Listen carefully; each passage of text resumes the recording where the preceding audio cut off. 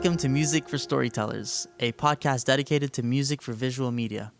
Join us as we discover the craft of storytelling through the eyes of various creators. Today's episode is the very first episode.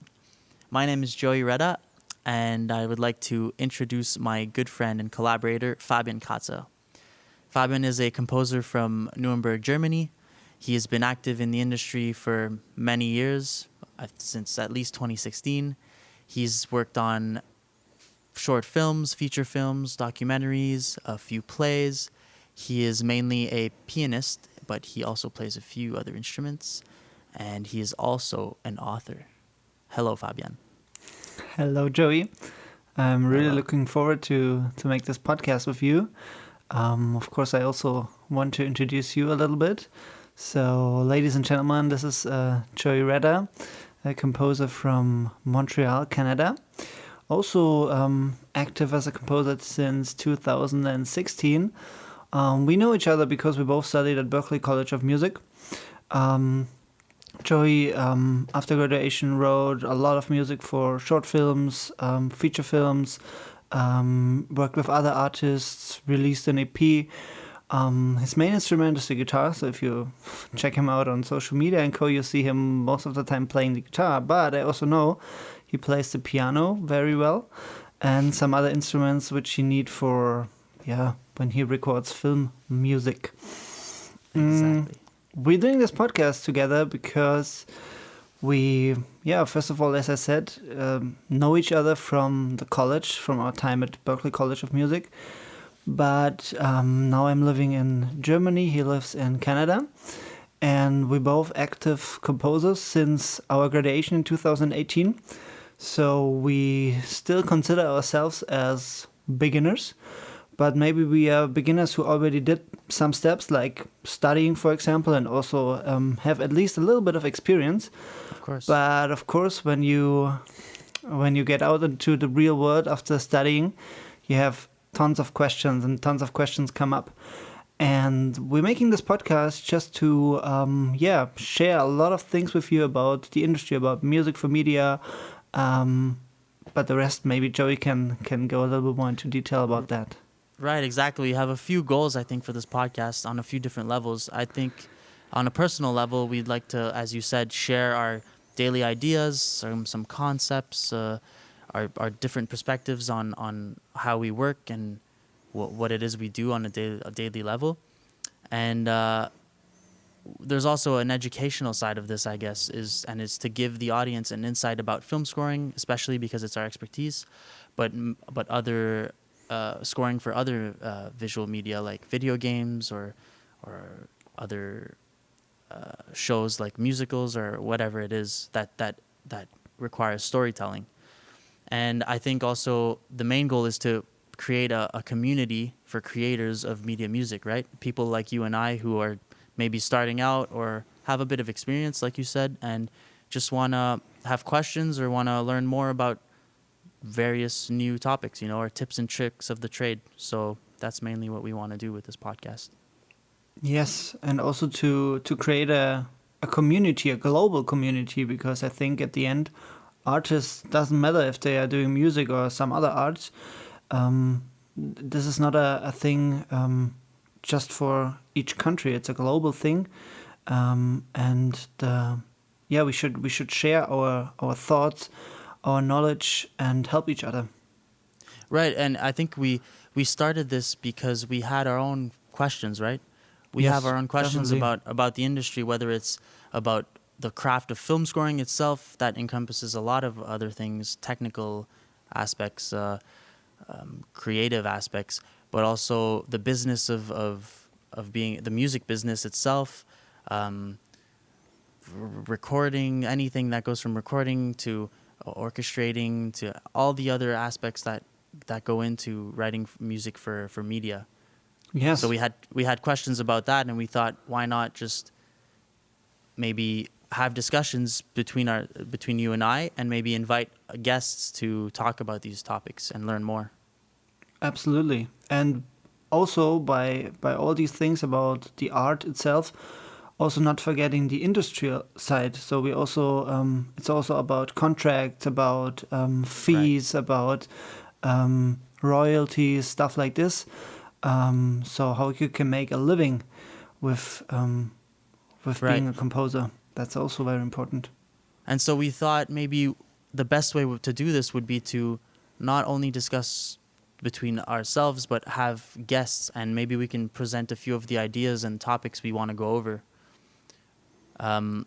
We thought about all the people, the people we've worked with, collaborators, friends from the industry, and thought, why not associate each one of them to a specific topic that we think they are experts in or more knowledgeable in.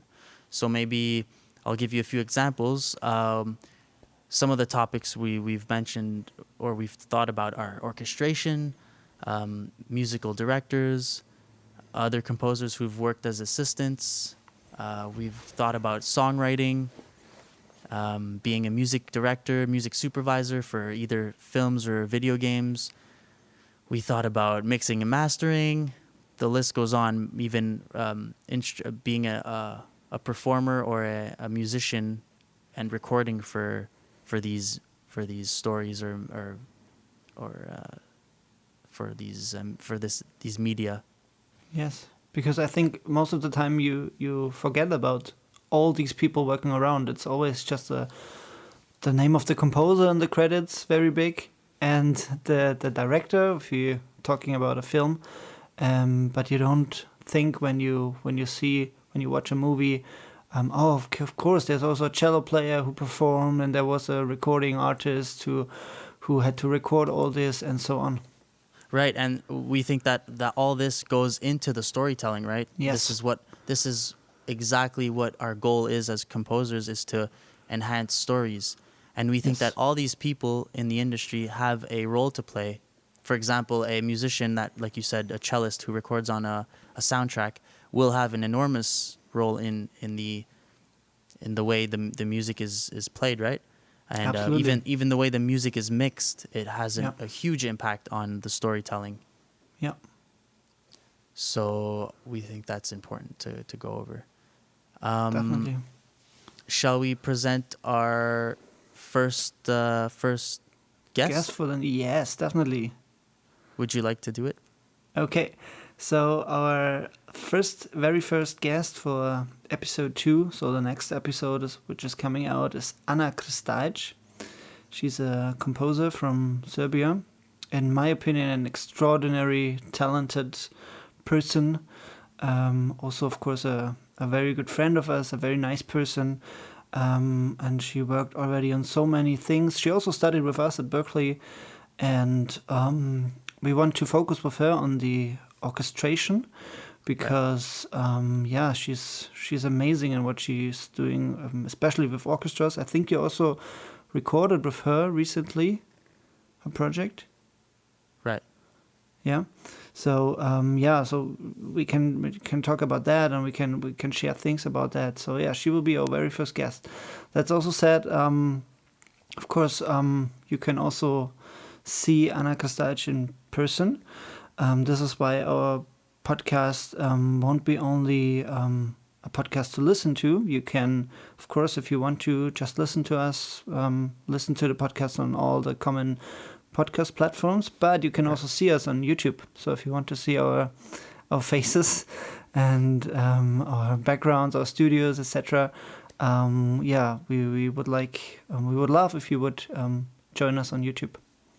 Right. And since we said we want to create this community of creators, I'd like to invite all of you to write us questions, and feel free to comment and let us know what you want. If you have topics or specific questions you'd like us to talk about. If there's questions for Anna for a second episode, go ahead and ask us, and we will ask her as well.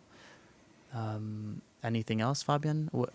You can contact us on the contact at mfspodcast.com. Contact at MF. Stupid how I said it. You will just find the contact details in the show notes. So there you can find it. And also we are also on social media on Instagram.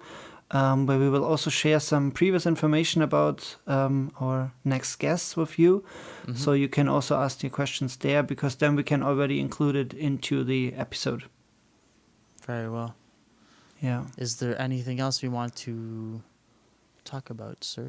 Yeah. Well, I mean, let's still define a little bit. You mentioned the storytelling aspect, and let's define a little bit what are all these possibilities. I mean, you already said, okay, of course, we want to talk to some guests and who are related to the industry. But what is visual? What is music for media for you? I mean, you're most of the time a film composer. That's at least what I know about you. Right. But it's such a wide field, right? So what defines music for media? Well, right. There's music for media is basically writing music for something else, right? Writing music for enhancing something else. So whether it's visual, I guess we could say it's more visual, right? It's either film scoring for film, for video games, for commercials, for TV, and we even there's even musicals or plays, right, that can require music. Yeah, definitely. And even nowadays, there's more than that. There's VR, and there's probably more things to come. But I think it's writing music for something else that supports something else. What would you say? Yeah, definitely. It's writing music for something that already exists. So there's always something the music relates to. Right. And sometimes the music enhances the story, but sometimes also the music opens a new level and tells a side story, for example, an inner conflict of a person, or Right. I don't know, some very sad moments about a character. And of course, in every media, you have to write it a little bit different and to use it a little bit different. So film music works differently than music for video games, for example, because in video games you have the interaction of the audience and the possibility for a player to spend 2 hours on one specific spot. And you still need music for that. In film music, it's always linear. You know exactly the scene will be, 3 minutes, and then you write 3 minutes of music. Right. It'll always be the same. Right. Yeah, but the basic and the main thing about it is always the story, and that's, I think, what brings all this together. Right. But of course, in this podcast, we want to find also the differences. So what is different from all these different types of media? Right. And it's interesting you said that it changes, the way we score stories changes from media. So another example is maybe musicals, where, like you've said to me times before, that you've been, when you compose for musicals, you're part of the process very early on, right? Yeah, definitely. So like the music will evolve, I guess. If you start writing for a musical and you start drafting ideas, and then you get to the rehearsals and things are different, because that's the way it works. You explore and you experiment. I guess you can talk to us a bit about that. How the music changes over time. Yeah, I think that's a very good point what you mentioned, because it's always the thing of, when do you start working for a project? Are you coming into the project at the very last moment, when everything is already done and the music is just the last thing which need to be done before it's finished? Right. Or are you there from the beginning on? And of course, this is something different from each genre, if you call it like that. Yeah. But it doesn't have to be. So, for example, in a film, you can start when there's already the final cut, but you can also start on script basis. I don't know what. Did you work on both? So, did you also start working on script basis, or how do you usually do it? Yeah, a few times I've had the chance to start early on in the process and work right from the script. So that's a little different, because I'm sure you have as well, right? Yes. Yeah. Yeah, I guess you have to get inspiration a little differently, right? You have to, because a lot of there's enough description in the script, but you kind of have to imagine a few things as well. So you have to kind of imagine more about the characters and about their relationships and even the setting, just because it's written, right, and it's not visual. So when you have the visual aid after, it's totally different. So I think that affects the way you think about it, and even your creative process, how you write music. Yeah, absolutely. And is there something you prefer? So are you more the last minute guy or the script guy? I'm not sure. I think I like the script idea because you're early on in the process and you can try stuff. You have more time, right? Yeah. But then, yeah, I think I prefer starting as soon as possible. Yeah. What about you? I also think working on script basis can create a richer music and give the music more space, because I think first of all you spend much more time with the director talking about the story itself and Right. creating the story, because when you come in at the very last moment, sometimes it's also a very tight schedule. It's just okay, we just need the music now, and the releasing date is in a month or in a couple of weeks. So there's not so much time. You just have to write the music for it. And when you start on script basis, it's always the moment when also the directors are still evolving the story. For example, I worked with a director recently, and he wrote a miniseries, the script for a miniseries. He wrote episode 1, and then I wrote already a theme for him. And he said, "Oh, okay, this inspired me so much for episode 2, and I changed a little bit of the plot, so you can already, create the story a little bit better." But I also think sometimes it's also a little bit, of course, it's more work, because you're creating a music and you're creating a theme, and then so much time goes on until you really start with the picture in front of you, and so many things can change throughout And that.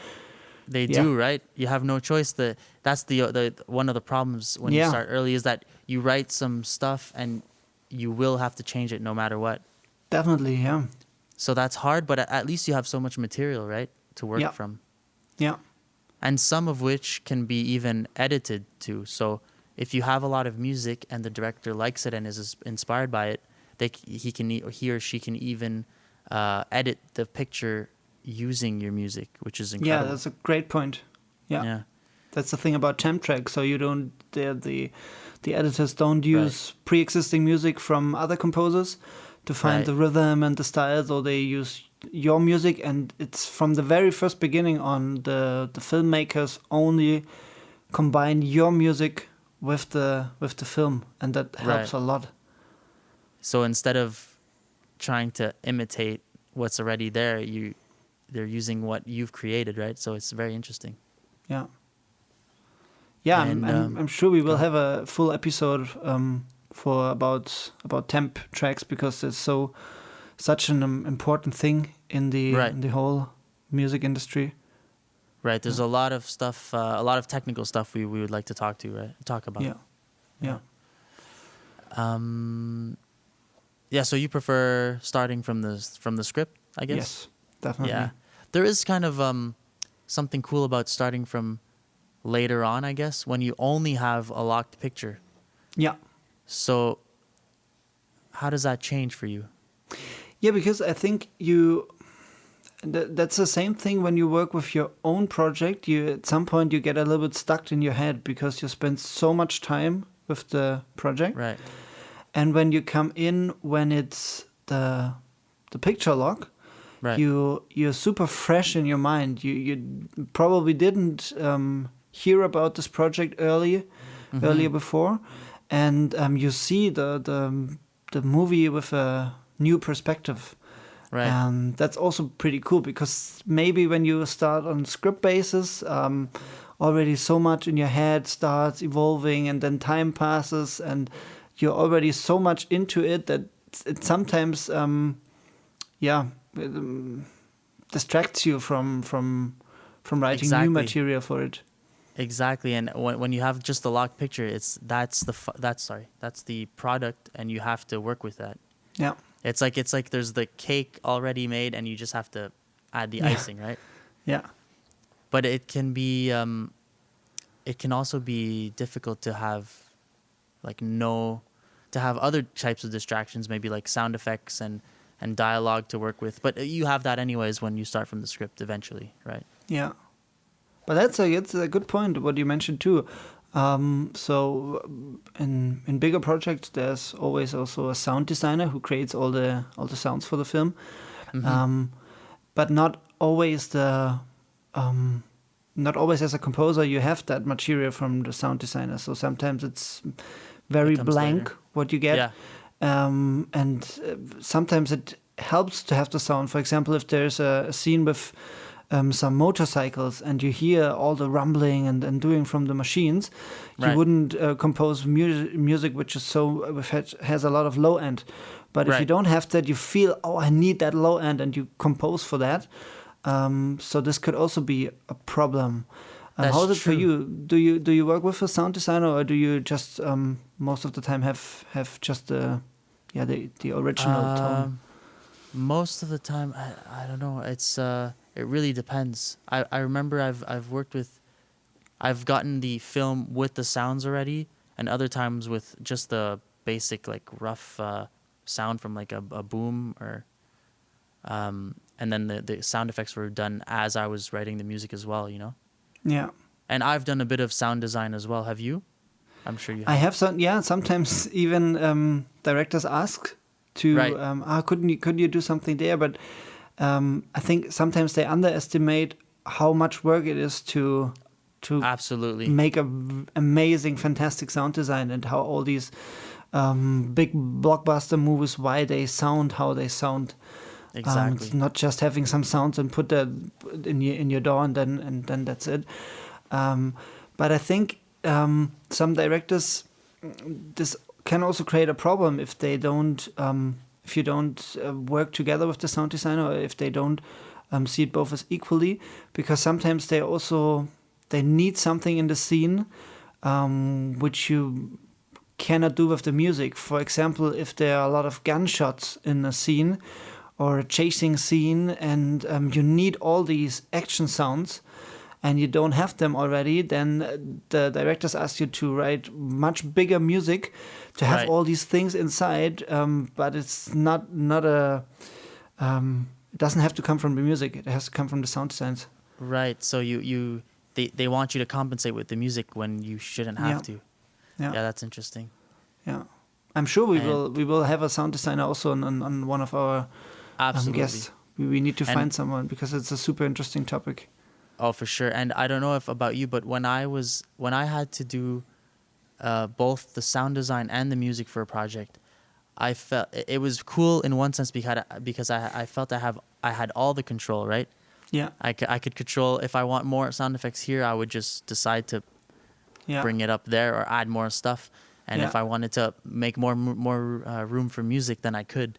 yeah. But as you said, it's such a difficult task. It's it's a craft of its own, of course, to make sound design for a film. Yes, and sometimes it's also hard because, as you said, these are two different roles. Right. And for example, I see myself as a composer, not as a sound designer. That's why I love the music, and I love to write music. So when I have the possibility to decide, do I use more sound effects or do I use more music? I think even if I don't want to, I would always choose the music um, before the Right. sound design. Mm-hmm. So yeah, because that's maybe good if there are two different people who do it. Oh, absolutely. I don't think it's a. I'm happy I have done it though to experience what it is to do both. That way, Yeah, like you said, it changes the way you think about scoring because, like you said in your example earlier with the rumbling, yeah, you only know that because you've experienced it. You know that, oh, there Yep. should be rumbling in this scene, so I won't compose that way. Yeah. But that's only because you've experienced both sides. So it's good to know both sides, but definitely better to focus on one, because both jobs are daunting tasks. Yeah. Yeah. So that's I guess one of the many topics we'll be discussing.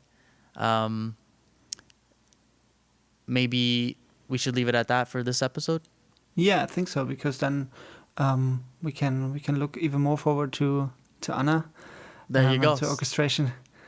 So as we've mentioned, our first guest in the next episode will be Anna Kristaj.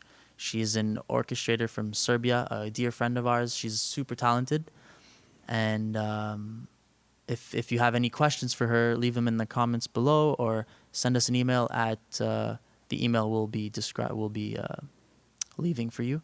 The email address will be available to you, and that's right. That's it. So we're looking forward to spend a lot of time talking about stories and talking about music. And thanks for listening to us, and thank you, Joey, for your time. Thank you, sir. See you next time. See you on the next one. Bye-bye.